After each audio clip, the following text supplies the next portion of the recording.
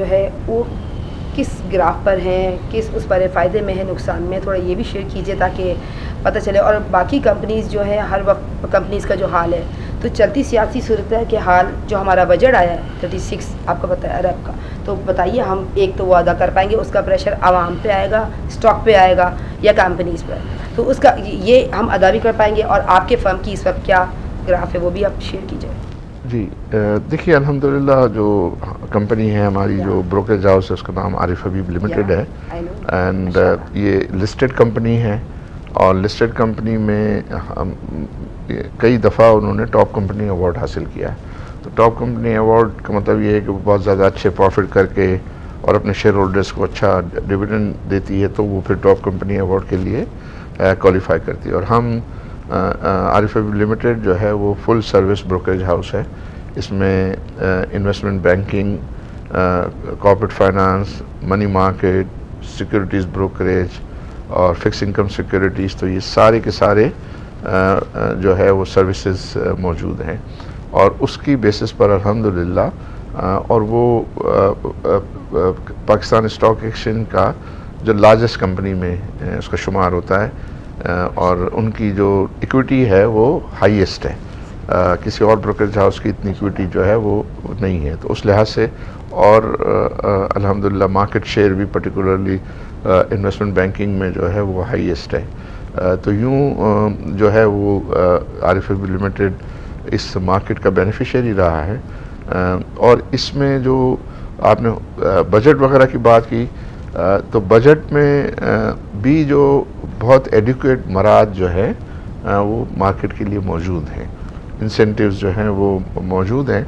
कुछ थोड़ी सी और जो है इंसेंटिव्स की ज़रूरत है ताकि कंपनीज ज़्यादा लिस्ट हों, तो उनको ज़रा टैक्सेशन के बेनिफिट जो है वो देने की ज़रूरत है ताकि ज़्यादा से ज़्यादा कंपनियाँ स्टॉक एक्सचेंज पे आएँ और इन्वेस्टर्स जो है वो फिर उसमें इन्वेस्टमेंट जो है वो कर सकें।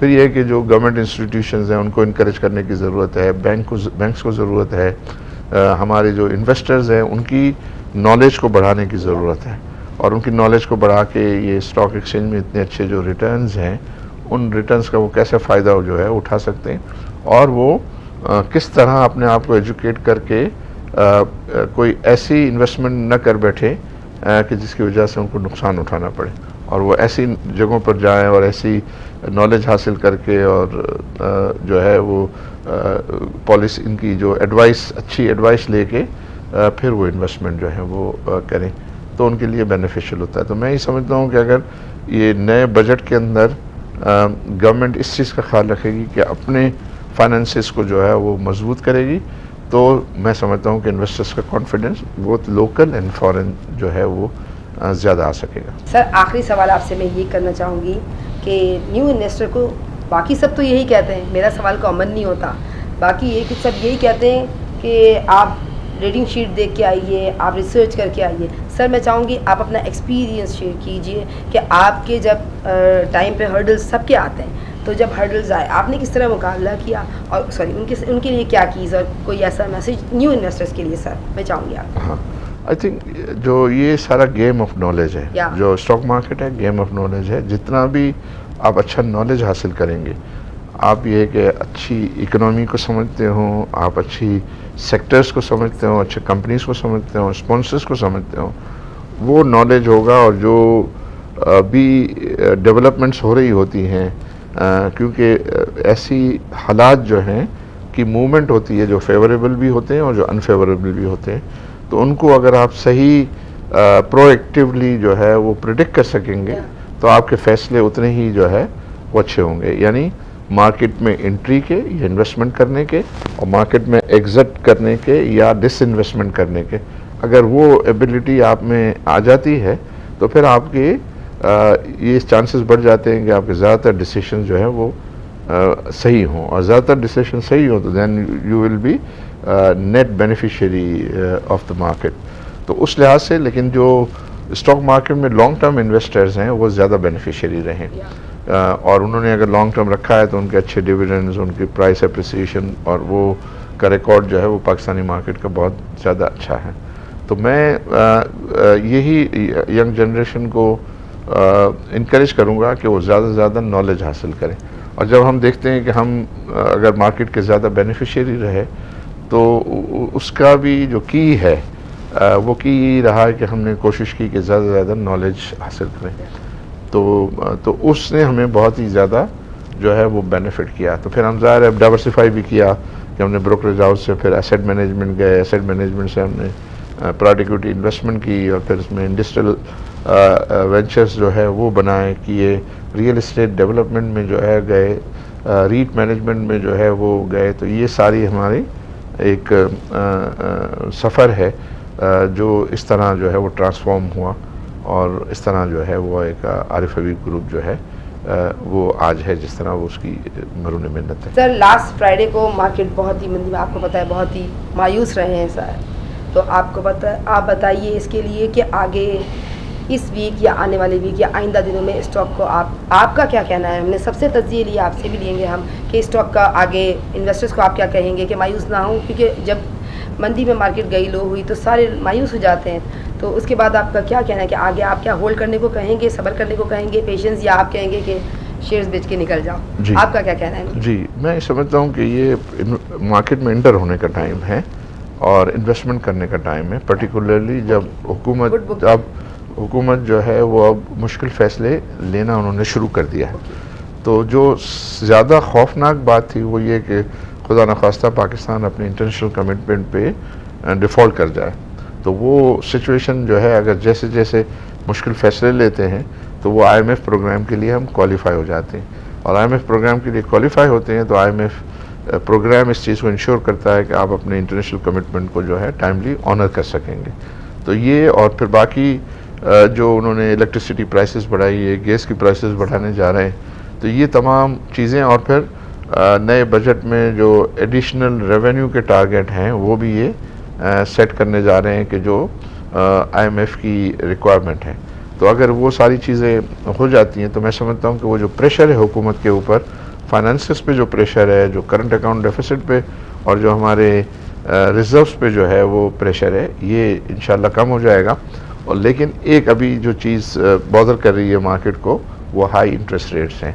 तो जब हाई इंटरेस्ट रेट होते हैं तो जो इन्वेस्टर है वो रिस्क फ्री रिटर्न अच्छा मिल रहा होता है उसको, तो वो कहता है यार मुझे इक्विटी में तो जो है सिलेक्ट करना पड़ता है, तो उसमें मैं कभी राइट होता हूँ कभी रॉन्ग होता हूँ, लेकिन मैंने फिक्स इनकम सिक्योरिटी कर दी तो मुझे एक स्टेबल इनकम जो है वो आती है, और वो अगर ज़्यादा होती है तो इस वजह से मार्केट अंडर प्रेशर रहती है। जब भी वो इंटरेस्ट रेट कम होना शुरू होते हैं तो फिर मार्केट में दोबारा बेहतरी और तेज़ी आती है। तो मुझे लग रहा है कि ये जो डिक्लाइन है ये शायद रुक जाए, और मार्केट में जब इनकी इन्फ्लेशन काबू में आएगा और इंटरेस्ट रेट की दोबारा जो है डिक्लाइन ट्रेंड शुरू होगा, जो मुझे लगता है कि 6 से 8 महीने लगेंगे कि फिर लोगों की एक्सपेक्टेशन आए कि अब इन्फ्लेशन भी जो है काबू में आ रहा है।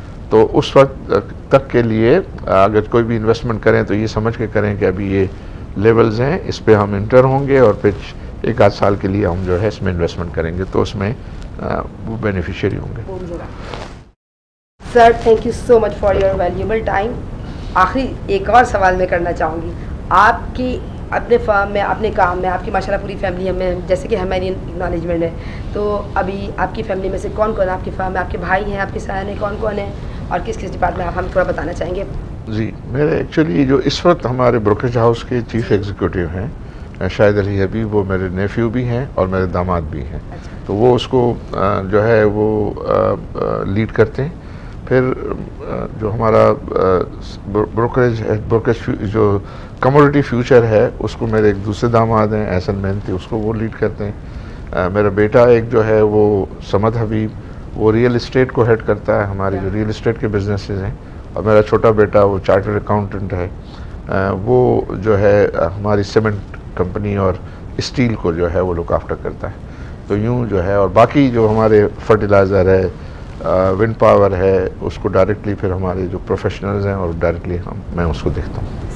सर कुछ पैगाम देना चाहेंगे तमाम ब्रोकर्स को कि स्टॉक में आने वाले इन्वेस्टर्स के साथ किस तरह डील करें? एक अपना आइडिया भी होगा वो और पैगाम, क्योंकि आप इंस्पिरेशन है सर, आपने माशाल्लाह जिस तरह तरक्की की, जो नाम और जहाँ आपकी फर्म खड़ी है, तो basically that's why the reason this questions. तो आप तमाम ब्रोकर्स को क्या कहना चाहेंगे? जी, आई थिंक वो कोशिश करें कि अपने तमाम ब्रोकरेज सर्विसेज को प्रोफेशनलाइज करें या और लोगों को जो है वो ज़्यादा रिसर्च करके एडवाइस किया करें और उनके इंटरेस्ट को जो है वो लुक आफ्टर करें। जितना वो इन्वेस्टर्स के इंटरेस्ट को लुक आफ्टर करेंगे इतना जो है वो इन्वेस्टर्स का कॉन्फिडेंस उन पर ज़्यादा होगा और उनकी बिज़नेस में जो है वो ग्रोथ आएगी।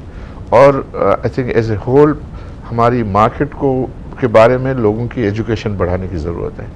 तो stock exchange management, SSCP, central depository institutions के साथ मिल के तमाम ब्रोकरेज कम्युनिटी जो है वो हमारी मार्केट के बारे में लोगों को का नॉलेज बढ़ाएं, उसको बताएं, दिखाएं कि भाई क्या कंपनीज की जो है वो वैल्यूज़ हैं और किस तरह वो इससे जो है वो बेनिफिट कर सकते हैं। क्योंकि ये जो इन्वेस्टमेंट है ये प्रोडक्टिव चैनल ऑफ इन्वेस्टमेंट है, यानी ज़ाहिर है ये मुख्तलिफ कंपनीज़ को कैपिटल प्रोवाइड करती हैं और वो कैपिटल प्रोवाइड करते हैं तो नए नए प्रोजेक्ट्स बनते हैं। नए प्रोजेक्ट जब बनते हैं तो वो रोज़गार मुहैया करने में मददगार साबित होते हैं, गवर्नमेंट के रेवेन्यूज़ को बढ़ाते हैं और अशियाए सर्फ की जो है अवेलेबिलिटी को बढ़ाते हैं। तो ये एक प्रोडक्टिव चैनल ऑफ इन्वेस्टमेंट है, तो उसको सोसाइटी भी जो है वो ज़्यादा पसंद करती है। बहुत दूसरे जो कमोडिटी ट्रेडिंग है वो तो महंगाई में कंट्रीब्यूट कर रही होती है, तो वो अनडिज़ायरेबल है। रियल एस्टेट पर्टिकुलरली जो प्लॉट की इन्वेस्टमेंट है वो अनप्रोडक्टिव है, उसमें जो डेवलपमेंट है रियल एस्टेट डेवलपमेंट उसका कंट्रीब्यूशन है कि रोज़गार भी करती है और लोगों को घर भी प्रोवाइड करती है और सारी।